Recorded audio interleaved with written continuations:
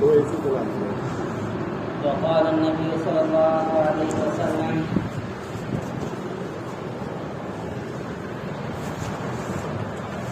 العلماء ورثة الأنبياء وأن الأنبياء لم يورثوا درهما ولا دينارا ولكن ورثوا العلم فمن أخذه أخذ بحظ واحد أو كما قال صلى الله عليه وسلم.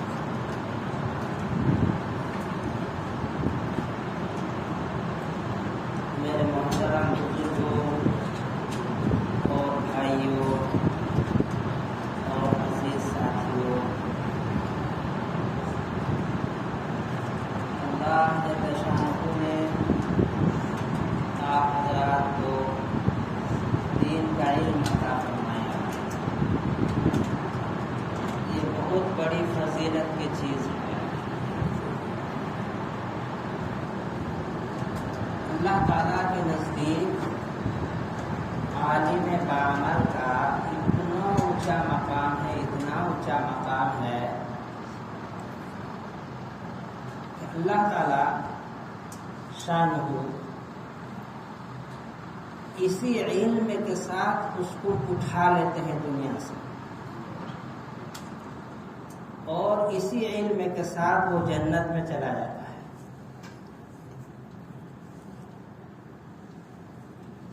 آپ حضرات ترمذی شریف میں پڑھے ہوں گے حدیث، اور ترمذی کے حوالے، مسند احمد وغیرہ کے حوالے سے مشکات میں بھی یہ حدیث موجود ہے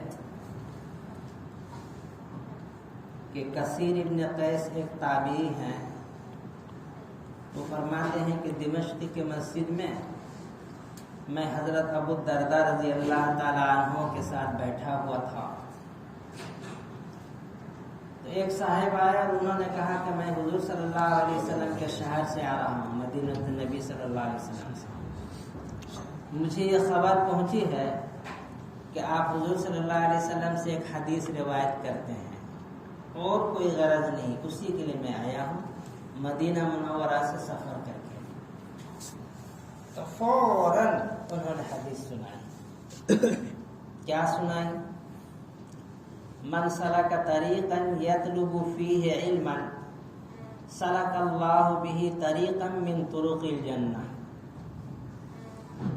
جو کسی راستے پر چلتا ہے علم طلب کرنے کے لیے، علم حاصل کرنے کے لیے، تو اللہ تعالیٰ اس کی وجہ سے اس کو جنت کے راستوں میں سے کسی راستے پر چلائیں گے.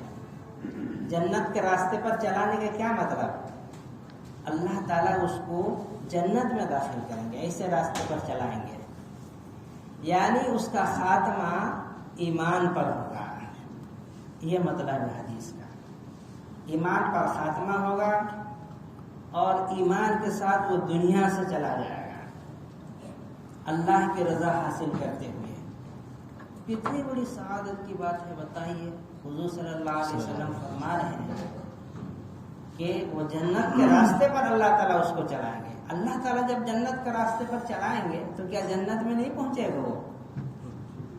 اور جنت میں بغیر ایمان کے آدمی جائے گا کیا؟ یعنی ایمان پر خاتمہ ہوگا. اللہ تعالیٰ نے علماء کرام کا یہ مقام بیان فرمایا کہ اللہ تعالیٰ ان یعنی علم کو جب اٹھائیں گے، ایسا نہیں ہوگا کہ علماء کے قلوب سے جو ہے سینے سے علم کو اللہ تعالیٰ نکال دے. ینتزع انتزاعا حدیث کا لفظ ہے. ایسا نہیں کریں گے اللہ تعالیٰ کہ اس کے سینے سے علم کو نکال لیں گے اور اس کو جاہل بنا دیں گے. اس لیے کہ عالم دین جو عالم بعمل ہے اس کو جاہل بنا دینا، سینے سے علم کو سلب کر لینا، یہ تو بہت بڑی توہین ہے. اللہ تعالیٰ ایسا نہیں کریں گے، بلکہ اسی علم کے ساتھ اللہ تعالیٰ اس کو اٹھا لیں گے. ولیکن یقبض العلم بقبض العلماء. علم کو اللہ تعالیٰ اٹھائیں گے تو علماء کو اٹھانے کے ذریعے سے علم اٹھائیں گے. یعنی علماء اسی علم کے ساتھ اٹھ جائیں گے. تب علم ختم ہو جائے گا. جب علم ختم ہو جائے گا تو حدیث پاک میں اس کے بعد بیان کیا گیا ہے لوگ جاہلوں کو اپنا مقتدا بنا لیں گے، بغیر علم کے فتویٰ دیں گے اور خود بھی وہ گمراہ ہوں گے، دوسروں کو بھی گمراہ کریں گے. تو اللہ تعالی کے نزدیک علماء کا بہت اونچا مقام ہے. لہذا جب اتنا اونچا مقام ہے تو ان کی ذمہ داری بھی بہت بڑی ہے. اس حدیث پاک میں بیان کیا گیا جو میں نے پڑھی ابھی کہ یحمل ھذا العلم من کل خلف عدول، بعد میں آنے والے لوگوں میں جو عادل ہوں گے، معتبر ہوں گے، ثقہ ہوں گے، وہی اس علم کے حامل ہوں گے. اس علم کو لیں گے، اس علم کو حاصل کریں گے اپنے سلف سے، اپنے پہلے لوگوں سے حاصل کریں گے، بعد میں آنے والے لوگ اس طرح حاصل کرتے رہیں گے، اس علم کے حامل بنیں گے. ان کا کیا کام ہوگا؟ ينفون عنه تحریف الغالین، اس علم سے جو غلو کرنے والے ہیں، حد سے تجاوز کرنے والے ہیں، ان کی تحریفات کو ختم کریں گے. جو وہ قرآن و حدیث میں تحریف کریں گے، اصل علم کا تو سر چشمہ قرآن و حدیث ہے. قرآن و حدیث میں جو تحریف کریں گے، قرآن و سنت میں جو تحریف کریں گے، اس کو ختم کریں گے اور صحیح علم لوگوں کے سامنے پیش کریں گے نکھار کا. ينفون عنه تحریف الغالین وانتحال المبطلین.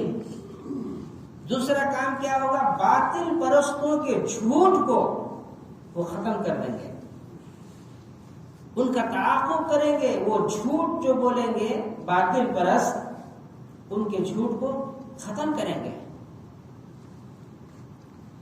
وتعویل الجاہلین، اور جاہل لوگ قرآن و حدیث میں جو تعویل کریں گے ان کے تعویل کو بھی یہ ختم کریں گے. یہ علماء کا کام ہوگا.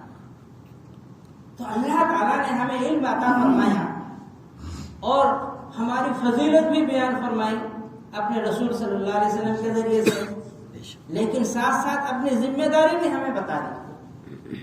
اس حدیث پاک میں اللہ کے نبی صلی اللہ علیہ وسلم نے ہمارا کام کیا ہوگا؟ ہمارا کام یہ ہوگا جو غلو کرنے والے ہیں، دین میں تحریف کرنے والے ہیں، قرآن و حدیث میں تحریف کرنے والے ہیں، اس کو ختم کرنا ہماری ذمہ داری ہے. اس کے لیے کچھ بھی ہمیں کرنا پڑے، ہمارا کام ہی یہ ہے. جب ہمارا کام ہی یہ ہے تو ہم کو کرنا ہے ہر حال میں، کسی حال میں بھی ایک دم اللہ کا نام لے کر قدم اٹھانا ہے. وہ انتحال المبطلین، باطل پرستوں کے جھوٹ کو، وہ جو جھوٹی باتیں دین کے بارے میں بتائیں گے، لوگوں کو گمراہ کریں گے، اس کا بھی ختم کرنا ہماری ذمہ داری ہے. وتعویل الجاہلین، اور جاہلوں کی تعویل قرآن و حدیث میں. تو یہ ہماری ذمہ داری ہے. ہم کو یہ ذمہ داری کسی حال میں بھی یہ ذمہ داری سے سبکدوش ہونا ہے اور کامل طریقے سے سبکدوش ہونا ہے. ہمیں یہ کام کرنا ہے. میری بات سمجھ میں آ رہی کہ نہیں؟ اللہ کا کتنا بڑا کرم ہے، ہم لوگوں کے قلوب کو اللہ تعالیٰ نے جوڑ دیا، ایک ساتھ کر دیا اور ایک ساتھ کام کرنے کا موقع عطا فرمایا.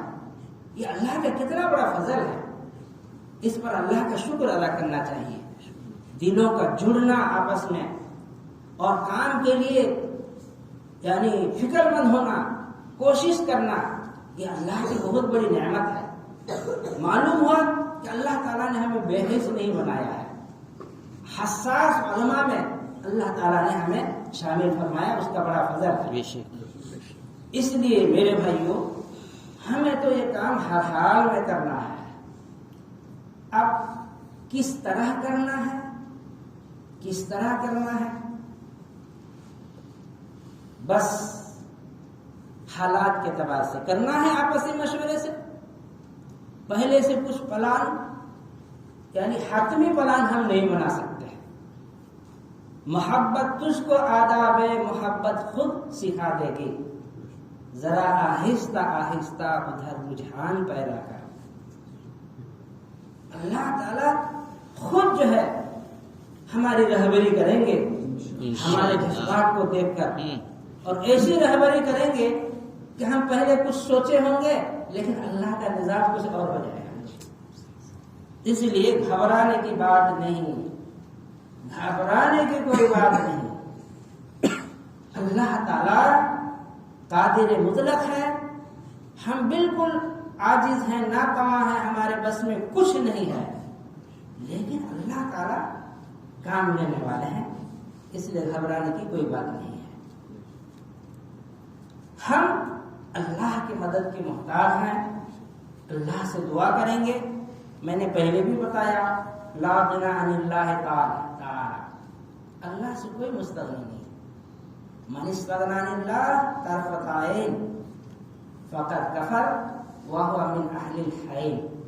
یہ اہل السنت والجماعت کا عقیدہ ہے۔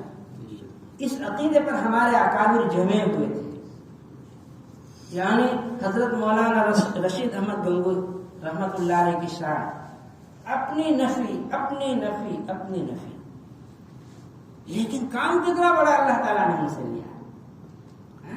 بعض علماء نے تو یہاں تک کہہ دیا کہ ہمارے اس مسلک کو منظم کرنے والے حضرت مولانا رشید احمد گنگوئی ہیں، یعنی مسلک دیوبند کو منظم کرنے والے وہی ہیں۔ اپنی نفی اپنی نفی، لیکن اللہ نے کتنا بڑا کام کیا۔ ہمارے ہر اکابر کی ہی شان ہے، بس ہم اللہ کا محتاج بندہ بن کر اللہ سے دعا کریں گے کہ ہم کچھ نہیں ہیں، کام لینے والے آپ ہیں۔ اور ایک بات یاد رکھنا ہے کہ راتوں کو اٹھ کر دعا بھی کرنا ہے۔ ہاں، دعا بھی کرنا ہے، اللہ کے سامنے حاضر ہونا ہے، اللہ کے لیے کھڑا ہونا ہے، دعا کرنا ہے، اور اعمال کا پابند رہنا ہے، اور کام کرتے جانا ہے۔ اللہ تعالیٰ باطل کو ختم کر دے گا انشاءاللہ۔ تو یہ ہماری ذمہ داری ہے، ہم اپنی ذمہ داری کو مکمل طریقے سے ادا کرنے کی کوشش کریں گے، اور دوسروں کو بھی دعوت دیں گے، اپنے ساتھ ملائیں گے۔ اللہ تعالیٰ مخلصین کا ایک بہت بڑا مجمع تیار کر دے گا، بہت جلد تیار کر دے گا، کہ اللہ تعالیٰ سب ہم سبوں سے کام لے گا انشاءاللہ۔ تو مسئلہ جو ہے کوئی چھوٹا مسئلہ نہیں ہے، بہت سنگین مسئلہ ہے، عقیدے کا مسئلہ ہے۔ انسان کا اگر عقیدہ درست ہوا تو انسان کبھی نہ کبھی بدعملی کی وجہ سے اگر جہنم میں چلا گیا تو جنت میں ضرور جائے گا، لیکن باطل عقیدہ لے کر اگر دنیا سے چلا گیا، اور بعض باطل عقائد ایسے ہیں جو انسان کو کفر تک، شرک تک پہنچا دیتا ہے، اگر اس طرح اگر عقیدہ لے کر چلا گیا تو بغیر حساب و کتاب کے جہنم میں چلا جائے گا۔ اب جو لوگ ان کے پیچھے چل رہے ہیں، ان کو بڑا مان کر چل رہے ہیں، ان سبوں کا مسئلہ ہے کہ سبوں کو بچانا ہے۔ اللہ تعالیٰ تھوڑی حرکت چاہتے ہیں، ہم لوگ حرکت کریں گے تو اللہ تعالیٰ جو ہے ہمیں سبب بنا کر اپنی قدرت کا مظاہرہ فرمائیں گے انشاءاللہ۔ اس لیے گھبرانے کی کوئی بات نہیں، عقیدے کا مسئلہ ہے۔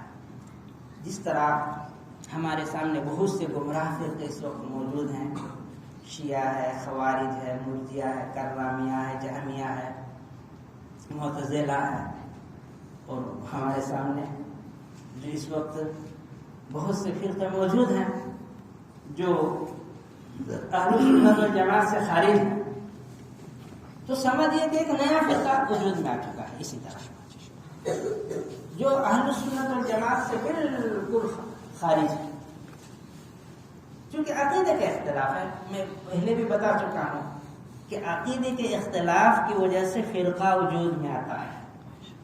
مسائل کا اختلاف تو ائمہ اربعہ میں بھی ہے، لیکن ایک دوسرے کو کوئی گمراہ نہیں کہتا ہے۔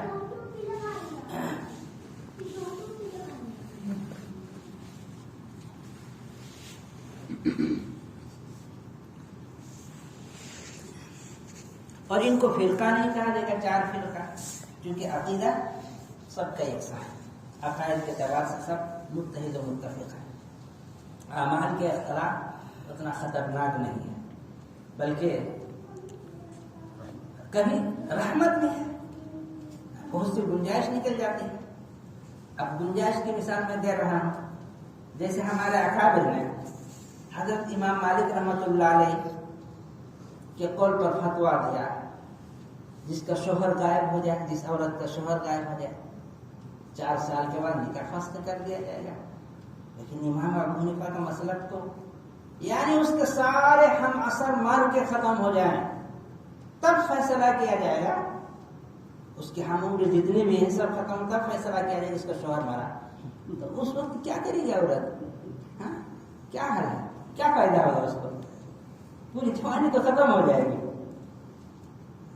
تو اس لیے ضرورت کی وجہ سے امام مالک رحمۃ اللہ علیہ کے قول پر فتویٰ دیا گیا، اور بھی بہت سے ایسے مسائل ہیں۔ تو میرے بھائیوں، اس طرح کے اختلاف کبھی رحمت ہو جاتی ہے، بہت سی گنجائش، لیکن عقیدے میں اختلاف کی کوئی گنجائش نہیں ہے، کوئی گنجائش نہیں ہے۔ یہ صاحب انبیاء کرام علیہم الصلوۃ والسلام تک نہیں چھوڑا انہوں نے۔ میں پہلے بتا چکا ہوں کہ انبیاء کرام علیہم الصلوۃ والسلام سراپا ہدایت ہوتے ہیں، ان کو گمراہی کی ذمہ دار ٹھہرانا کتنی بڑی بات ہے۔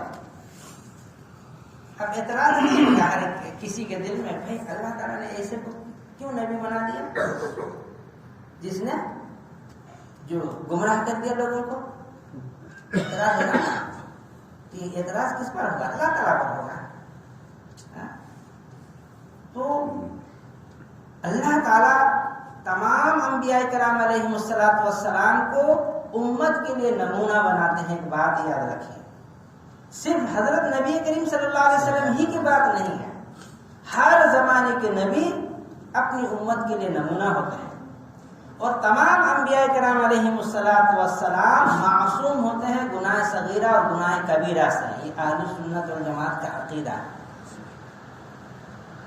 میں دہرا دے رہا ہوں، اس کو اچھی طرح سے یاد رکھنا ہے۔ ہر نبی اپنی امت کے لیے کیا ہوتے ہیں؟ نمونہ ہوتے ہیں، اور ان کو نمونہ بنا کر زندگی گزارنا امتی پر ضروری ہوتا ہے، ہر زمانے میں۔ جب ہر نبی اپنی امتی کے لیے نمونہ ہے اور ان کے قول و فعل پر بالکل عمل کرنا ہے، قول و فعل پر عمل کرنے کا مطلب میں آپ کو بتا رہا ہوں۔ جن صحابہ کرام رضوان اللہ علیہم اجمعین نے براہ راست نبی کریم صلی اللہ علیہ وسلم کی کوئی بات سنی، حدیث کوئی بات سنی براہ راست ان کی زبان اقدس سے، تو جنہوں نے براہ راست حضور صلی اللہ علیہ وسلم سے بات سنی ہے، یہ تو ان کی بات اور قرآن کریم کی آیت دونوں برابر ہے۔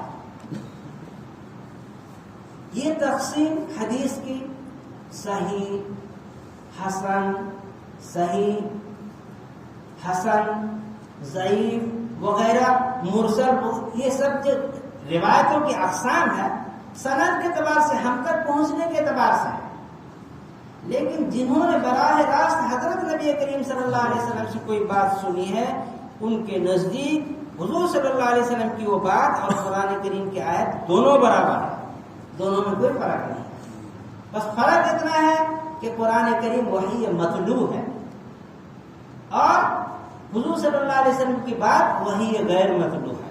وحی مطلوع جس کو تلاوت کیا جائے، جس کو تلاوت کیا جائے، نماز میں پڑھی جائے، جسے قرآن کریم ہم نماز میں پڑھتے ہیں، تلاوت کرتے ہیں، یہ وحی مطلوع ہے۔ جس کو قرآن یعنی ہم جو ہے نماز میں تلاوت کرتے ہیں، اور حضور صلی اللہ علیہ وسلم کی حدیث وہ حدیثیں جن صحابہ نے براہ راست حضور صلی اللہ علیہ وسلم سے سنا ہے، وہ بھی قرآن ہی کے درجے میں ہے، مگر وہی غیر مطلوب ہے۔ ہم تک پہنچتے پہنچتے یہ سب قسمیں نکلی، صحابہ کے نزدیک حدیث کی یہ قسمیں نہیں تھی۔ بات سمجھ میں آئے کہ نہیں؟ تو اب جس طرح قرآن کی آیت ہے، حضور صلی اللہ علیہ وسلم کی قول بھی، حضور صلی اللہ علیہ وسلم کی باتیں بھی صحابہ کے حق میں وہی درجہ رکھتی ہیں، اور قرآن پر جیسے عمل کرنا ضروری ہے، حضور صلی اللہ علیہ وسلم کی باتوں پر عمل کرنا ضروری تھا صحابہ کرام رضوان اللہ علیہم اجمعین پر۔ اور اللہ نے امت کے لیے ان کو نمونہ بنایا، جس طرح صحابہ کرام رضوان اللہ علیہم اجمعین نے حضور صلی اللہ علیہ وسلم کو عمل کرتے ہوئے دیکھا تو اسی طرح انہوں نے عمل کیا۔ حضور صلی اللہ علیہ وسلم کی باتوں کو سن کر اس پر عمل کیا۔ امام ابو حنیفہ رحمۃ اللہ علیہ کا تفق کو دیکھیے، تفق۔ میں تو کبھی تنہائی میں سوتا تو حیران ہو جاتا، اتنا اللہ تعالیٰ نے کیا فقاہت عطا فرمایا تھا امام ابو حنیفہ رحمۃ اللہ علیہ کو۔ امام ابو حنیفہ رحمۃ اللہ علیہ فرماتے ہیں کہ راوی حدیث اگر اپنی روایت کے خلاف عمل کرتا ہے تو یہ نسخ کی دلیل ہے، منسوخ ہونے کی دلیل ہے۔ بات سمجھ میں ہے کہ نہیں؟ منسوخ ہونے کی دلیل ہے، کوئی روایت منسوخ ہے اسی لیے عمل نہیں کیا۔ ورنہ صحابہ حضور صلی اللہ علیہ وسلم کی بات پر عمل نہ کریں، ایسا ممکن ہے؟ بالکل ممکن نہیں ہے۔ تو انہوں نے اصول بنایا کہ راوی حدیث اگر اپنے روایت کے خلاف عمل کرتا ہے تو یہ نسخ کی دلیل ہے۔ بات سمجھ میں آئے کہ نہیں؟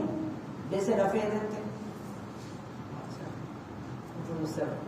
حضرت عبداللہ ابن عمر رضی اللہ تعالیٰ عنہ سے روایت ہے، مگر ان کا عمل اس کے خلاف تھا، تو یہ نسخ کی دلیل ہے۔ اور بھی بہت سی اس طرح کی روایتیں ہیں، صحابی کا عمل اس کے خلاف ہے تو یہ منسوخ ہونے کی دلیل ہے۔ ورنہ قرآن کریم کی آیت ان کے نزدیک جس درجے کی ہے، حضور صلی اللہ علیہ وسلم کی بات بھی اسی درجے کی ہے، عمل کے تبع سے عمل کرنا ہے۔ اب کیا وہ ان کو متہم سمجھا جائے گا؟ یعنی شک کریں گے کہ بھائی حدیث جانتے ہوئے بھی ان کے خلاف کر لیا، جانتے بوجھتے ایسا خلاف کر سکتے ہیں؟ ہرگز نہیں کر سکتے۔ تو اللہ نے امت کے لیے ان کو نمونہ بنایا، اگر وہ گناہ صغیرہ کرتے ہیں، چاہے چھوٹا ہی گناہ کیوں نہ ہو، تو امت کے لیے کیسے نمونہ ہو سکتے ہیں؟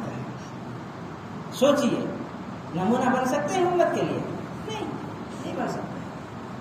اسی لیے حضور صلی اللہ علیہ وسلم کی باتوں پر عمل کرنا، ان کی اطاعت کرنا اللہ کی اطاعت ہے۔ قرآن کریم میں خود موجود ہے، وَمَن يُطِعِ الرَّسُولَ فَقَدْ أَطَاعَ اللَّهَ۔ اور بہت سی حدیثوں میں ہے کہ من اطاعنی فقد اطاع اللہ، جس نے میری اطاعت کی اس نے اللہ کی اطاعت کی۔ جب حضور صلی اللہ علیہ وسلم کی اطاعت اللہ کی اطاعت ہے تو حضور صلی اللہ علیہ وسلم کو ہر گناہ سے معصوم ماننا پڑے گا، کہ صغیرہ کبیرہ ہر گناہ سے حضور صلی اللہ علیہ وسلم معصوم ہے۔ اور نبوت کے لیے عصمت لازم ہے، عصمت لازم ہے، معصوم ہونا ضروری ہے۔ یہی اہل سنت والجماعت کا عقیدہ ہے، معصوم ہونا۔ اور حضور اکرم صلی اللہ علیہ وسلم کی بات ہی نہیں بلکہ ہر نبی معصوم ہوتے ہیں گناہ صغیرہ اور کبیرہ سے۔ اگر معصوم نہ ہو تو اپنی امت کے لیے نمونہ نہیں بن سکتے۔ یہ شخص عصمت انبیاء کا قائل نہیں، تنبیہ کرنے کے باوجود بھی، سمجھانے کے باوجود بھی وہ مانا ہی نہیں۔ آپ کیسے کہیں گے کہ اس سے غلطی ہو گئی، رجوع کر لیا؟ اسی لیے ہمارے اکابر جو ہمارے رہبر ہیں اور کیا بتائیں ہمارے اکابر کیا ہیں، وہ آپ حضرات بعد میں سنیں گے، علماء کرام سے ہم موجود ہیں کہ انہوں نے دین کے لیے کتنی بڑی بڑی قربانیاں پیش کی، اور کسی ملامت کرنے والے کی ملامت کی کبھی پرواہ انہوں نے نہیں کی، ایک دم حق کو واضح کیا۔ تو انہوں نے اپنے موقف ظاہر کر دیا صاحب کہ اہل سنت کے اندر ادب کا لفظ استعمال، ہٹتے جا رہے ہیں اپنے اسلاف کے قریب، ہٹتے جا رہے ہیں۔ ہٹتے جا رہے ہیں کیا ہے؟ ہٹ گئے ہیں، ہم کہہ رہے ہیں ہٹ گئے۔ اب تک ایسا کوئی رجوع ہوتا ہے کہ لاکھوں کے مجمع میں کوئی بات کہی جائے اور گھر میں جا کے رجوع کر لے؟ جس طرح غلط بات انہوں نے عام مجمع میں کہا ہے تو اسی طرح عام مجمع میں بھی رجوع کرنا چاہیے اور اعلان کر دینا چاہیے کہ یہ بات کوئی نہ کہے، کہیں بھی نہ کہے۔ لیکن ہم دیکھ رہے ہیں کہ ابھی کچھ دن پہلے، 2-3 دن پہلے خرسواں میں وہی بات دہرائی گئی ہے اور ان کی باتیں چل ہی رہی ہے اسی طرح۔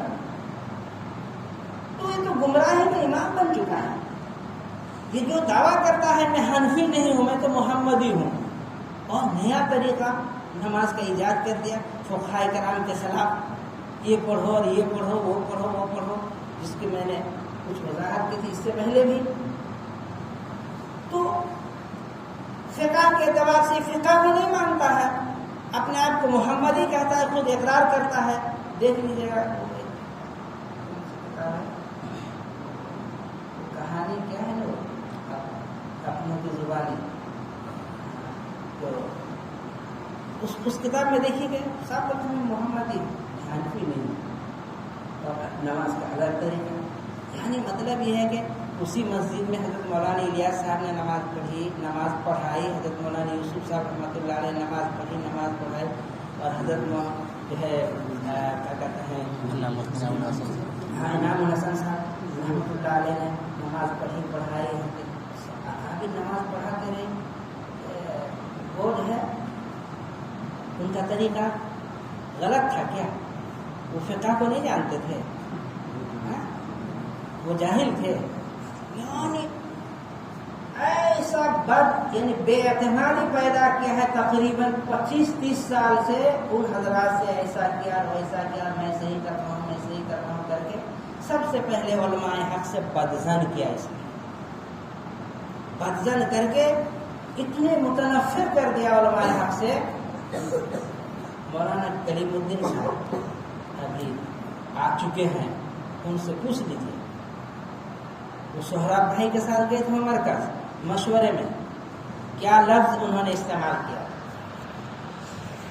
کیا لفظ استعمال کیا کہ دیکھو تمہیں یہی کام کرنا ہے اور اسی کا ہو کے رہنا ہے، یہ کہا یہی کام کرنا ہے، اسی کا ہو کے رہنا ہے، اور کتنا ہی بڑا عالم کیوں نہ آ جائے، چاہے شیخ الحدیث ہو، محدث ہو، چاہے کتنا ہی بڑا مفتی ہو، اس کے لیے کرسی نہیں چھوڑنا، اس کے لیے کرسی نہیں چھوڑنا۔ کیا کرنا؟ چائے پانی کر کے بھیج دینا، اچھا۔ جب مولانا کلیم الدین صاحب نے مجھ سے سنایا تو میں نے کہا کہ آپ اس بات پر قسم کھا سکتے ہیں؟ ہاں قسم کھا سکتا ہوں۔ میں نے قسم کھا کر بولیے، انہوں نے قسم کھا کر مجھے بتایا، چونکہ بیچارے حادثہ کا شکار ہو کر جو ہے وہ کیا کہتے ہیں کچھ دن رہے جیل میں، اب واپس آ چکے ہیں، جا کے پوچھ لیجیے آپ ان سے میں اگر غلط کہہ رہا ہوں۔ انہوں نے اپنے کان سے سنا ہے، میں نے ان سے قسم لیا ہے، بات سمجھ میں آئے کہ نہیں؟ کتنے دنوں سے چپکے چپکے علماء سے اس نے بدظن کیا ہے، دارالعلوم سے کاٹا، مظاہر علوم سے کاٹا، علماء حق سے کاٹ دیا اپنے لوگوں کو، اور کاٹنے کے بعد جب دیکھا کہ بڑی تعداد علماء حق سے بدظن ہو چکی ہے، تب ظاہر ہوا ہے یہ شخص، کھل کر آیا ہے۔ اس کے بعد بہت پہلے سے یہ کام کر رہا ہے، جمشید کیونکہ علماء سارے لے پوچھ سکتے ہیں، اور ابھی کچھ دن پہلے اس بات پر ان سے مذاکرہ بھی ہوا میرا، کم سے کم 1.5 ہفتہ پہلے۔ ہاں انہوں نے کہا ہے۔ تو اب بتائیے، یہ تو بیچارے مدرسے سے تعلق رکھنے والے تھے، چلے گئے لیکن جو ان کے تھے کسی کے سامنے ظاہر نہیں کرتے تھے. یہ شیعوں کی طرح خفیہ انداز سے جو ہے اپنا کام چلا رہے تھے. کتنی بڑی بات ہے، بات سمجھ میں آ رہی ہے کہ نہیں؟ چاہے کتنے بڑا محدث کیوں نہ ہو، کتنے ہی بڑا مفتی کیوں نہ ہو، کتنے ہی بڑا عالم کیوں نہ ہو، اس کے لیے کرسی نہیں چھوڑنا کبھی بھی. چائے پانی کر کے بھیج دینا. وہ کس کام کے لیے کہتے ہیں؟ اس سے استفادہ نہیں کرو گے تو اس طرح سے اس شخص نے چپکے چپکے چپکے چپکے علماء حق سے کاٹ دیا لوگوں کو، اور کاٹنے کے بعد پھر اپنا رنگ دکھایا. بہت پہلے سے یہ بات چل رہی ہے. اسی لیے ہمارے علماء بہت پہلے سے اس کو سمجھ گئے تھے اور متنفر ہو گئے تھے. بہت سی باتیں ایسی ہوتی ہیں جس کو عام مجمع میں نہیں کہی جا سکتی. ہمارے اساتذہ جن سے ہمارا تعلق ہے اور جو ہے خاص لوگ، مولانا شاہد کے بھائی ایک راشد ہیں تو جو سہارنپور میں رہتے ہیں، وہ میرے بہت خاص تعلق والے ہیں.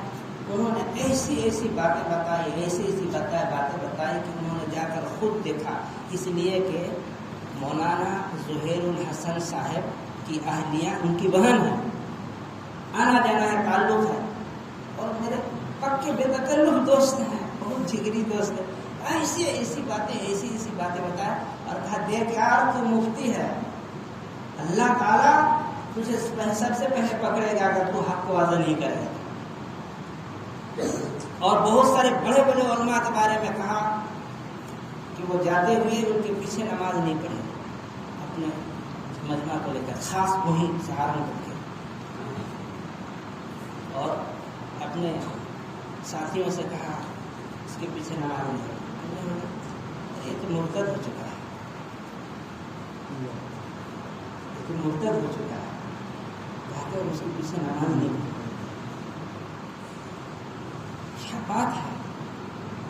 تو ہمارے اکابر جو موقف ہے نا، اس نے جتنی جو کچھ حرکت کی ہے بہت ہلکے انداز میں انہوں نے بیان کیا ہے. بات بہت بڑی ہے، بہت خطرناک ہے. اس لیے میرے بھائیوں، اپنے ایمان کی حفاظت ضروری ہے. مسئلہ بہت سنگین ہے اور اس کو جو ہے بہت سنگین سمجھ کر لینا ہے اور کام کرنا ہے. امت کو بچانا ہے، امت کو بچانا ہے. جس طرح قادیان ایک فرقہ بن گیا اور بھی رضا خان ایک فرقہ بن گیا، غیر مقلد ایک فرقہ بن گیا اور دوسرے، تو اس طرح سے یہ بھی ایک فرقہ تیار کر چکا ہے، تیار ہو چکا ہے. جس طرح ہم عقیدت رکھتے ہیں اپنے اکابر سے، تو وہ لوگ ایسی عقیدت نہیں رکھتے ہیں، متنفر ہیں. جس طرح بریلوی متنفر ہے، غیر مقلد متنفر ہے، شیعہ متنفر ہے، یہ لوگ بھی متنفر ہیں. جمشید پور کے حالات سے آپ کو کچھ بھی پتہ نہیں چلا کیا؟ اکابر سے کتنے لوگ متنفر ہیں بالکل، اور جیسے دوسرے جو ہے فرقے متنفر ہیں، ہمارے اکابر سے لوگ بھی متنفر ہیں. اس لیے بہت حکمت کے ساتھ اللہ کا نام لے کر اللہ پر بھروسہ کر کے کیا کرنا ہے؟ کام کرتے رہنا ہے، پیچھے نہیں ہٹنا ہے. ہم اللہ کے لیے کر رہے ہیں، اللہ کے دین کی حفاظت کے لیے کر رہے ہیں. اللہ ضرور ہماری مدد کرے گا. حالات سے گھبرانا نہیں ہے، اللہ ہی ہمیں استقامت عطا فرمائے گا. ٹھیک ہے، کریں کام انشاءاللہ.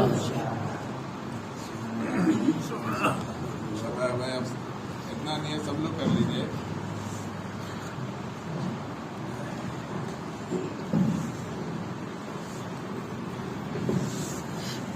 اتنا نہیں ہے، سب لوگ کر لیجیے. انشاءاللہ ہر مہینہ 3 دن پابندی سے لگے گا. اکیلے آئیں گے یا سب کو